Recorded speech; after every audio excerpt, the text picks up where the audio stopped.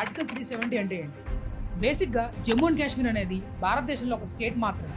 కానీ ఆ స్టేట్కి సంబంధించిన ఏ ఒక్క చట్టాన్ని రూపొందించే అధికారం ఇండియన్ గవర్నమెంట్ మీద లేదు. అంటే ఓన్లీ ఆర్టికల్ 1 అండ్ ఆర్టికల్ 370 మాత్రమే జమ్మూ అండ్ కాశ్మీర్కి వర్తిస్తాయి. ఏదైనా చట్టం రూపొందించాలంటే ఆనాటి కాన్స్టిట్యూంట్ అసెంబ్లీ, గుర్తుపెట్టుకోండి కదా, కాన్స్టిట్యూంట్ అసెంబ్లీ యొక్క ఆమోదం కావాలి. ఈ రాష్ట్రానికి సంబంధించి ఏదైనా ఒక చట్టాన్ని రూపొందించాలన్నా, సవరించాలన్నా ఆనాటి కాన్స్టిట్యూంట్ అసెంబ్లీ మరియు మహారాజా యొక్క ఆమోదం కావాలి. బేసిక్గా మిగతా రాష్ట్రాలు కంపేర్ చేసుకున్నట్లయితే union list, state list, concurrent list అని మనకు 3 ఉంటాయి.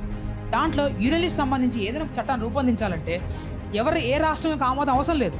కానీ జమ్మూ అండ్ కాశ్మీర్కి మాత్రం ఖచ్చితంగా ఆనాటి కాన్స్టిట్యూంట్ అసెంబ్లీ మరియు మహారాజా యొక్క ఆమోదం కావాలి. 2019 వరకు దీనివల్ల జమ్మూ అండ్ కాశ్మీర్లో టెర్రరిజం కానీ, అన్వాంటెడ్ యాక్టివిటీస్ కానీ, కర్ఫ్యూస్ కానీ, పోలీస్ యాక్షన్స్కి ఒక హబ్లా ఉండేది.